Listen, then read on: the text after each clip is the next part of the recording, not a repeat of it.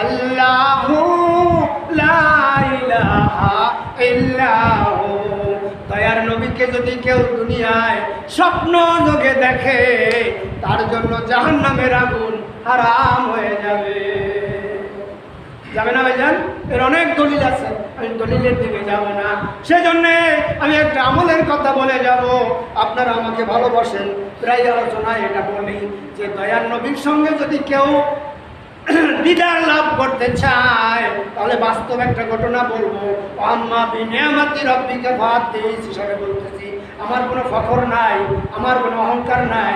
আমি কায়েসা হুজুর আমার চাচা শ্বশুর, হুজুরের কাছে একদিন বললাম, হুজুরের সঙ্গে আমি 12 বছর থাকার সুযোগ হয়েছে।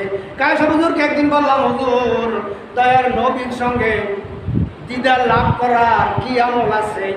হুজুর বলেন আপনি তরিকার মশক করেন না? আমি বললাম হুজুর সব দিন করতে পারি না।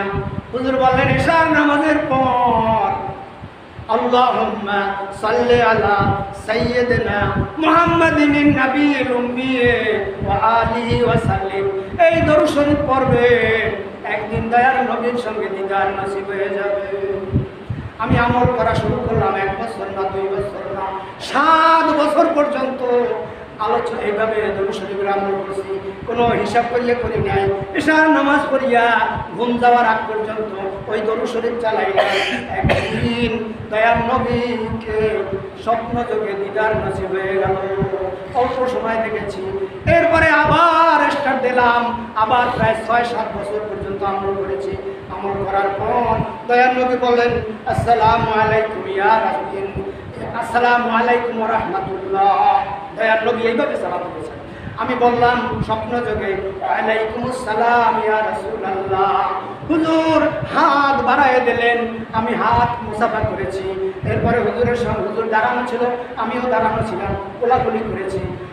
এরপরে নজর করে দেখলাম মাথায় সাদা পাগড়ি, সাদা জুব্বা, এই আস্তিনের ভিতরে একটু নজর করে দেখছি নূরের চকমক চকমক করতেছে। শুধু এতটুকু কথা বলতে পেরেছি, হুজুর এত দেরিতে দেখা দিলে আমি কেমন করে থাকবো?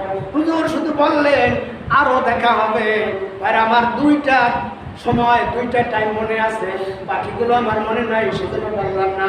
আপনারাও যদি এই আমলটা করতে পারেন আমি গ্যারান্টি দিলাম, আপনি যদি হারাম না খান, আপনি যদি শিরক না করেন, তাহলে দয়ার নবীর সঙ্গে দিদার নসিব হয়ে যাবে।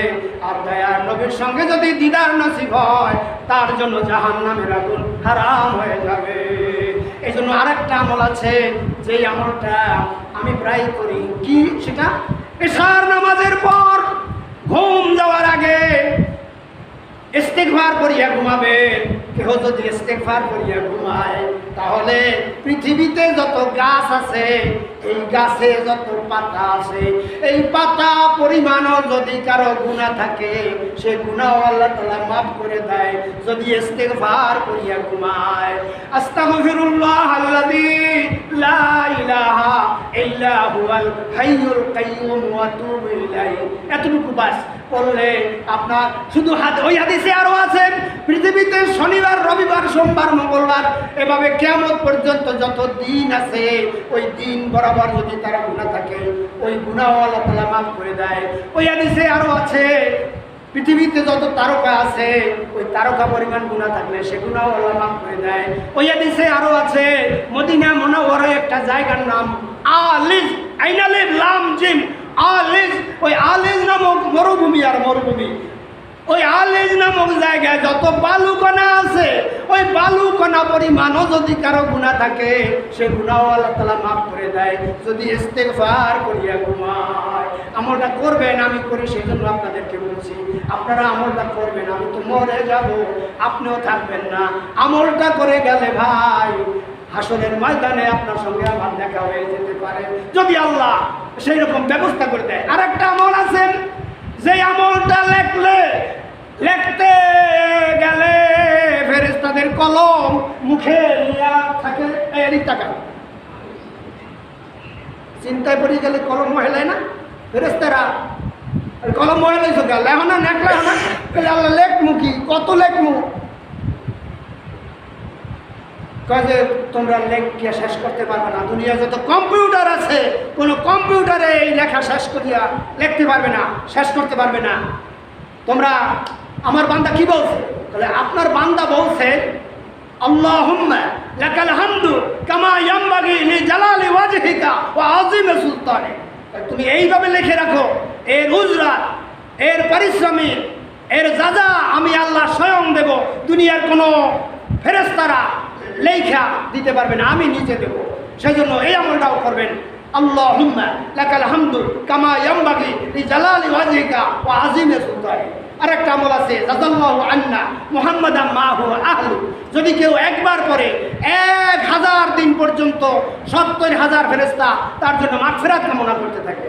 আরেকটা আমল নেসারাবাদের সদা সর্বদা আমরা করি, এশার নামাজের পর না, শুধু 5 ওয়াক্ত নামাজের পর যদি আয়াতুল কুরসি পাঠ করে তাহলে জান্নাতে যাওয়ার জন্য শুধুমাত্র মৃত্যু ব্যতীত আর কোনো প্রতিবন্ধক থাকবে না। এই আমলটা জারি আছে সবার মধ্যে, আমরাও করি, আপনারাও করবেন। আরেকটা আমল আছে যেটা ফজরের নামাজের পর আর মাগরিবের নামাজের পরে হাসরের শেষ দিনে যদি কেউ পাঠ করে তাহলে ওই দিনে যদি কেউ মারা যায় তাহলে শাহাদাতের মর্তবা পাবে। আর শাহাদাতের মর্তবা মানে বিনা হিসাবে জান্নাত, বিনা হিসাবে জান্নাত। ওই দিনেও যদি মারা যায় বিনা হিসাবে জান্নাত, রাত্রে যদি মারা যায় বিনা হিসাবে জান্নাত। ও আখিরে দাওয়ানা আনিল হামদুলিল্লাহি রাব্বিল আলামিন। আমার কথায় যদি কোনো ভুল ত্রুটি হয়ে থাকে আল্লাহর রাস্তায় আমাকে ক্ষমা করে দেবেন, কারণ আর আমি বেয়াদবি মনে হয় করে ফেলেছি। বড় আলেমকে বসাইয়া রাইখা আমি যে কথাগুলো বলছি আমাকে আপনারা মাফ করে দেবেন। আসসালামু আলাইকুম ওয়া রাহমাতুল্লাহি ওয়া বারাকাতুহু।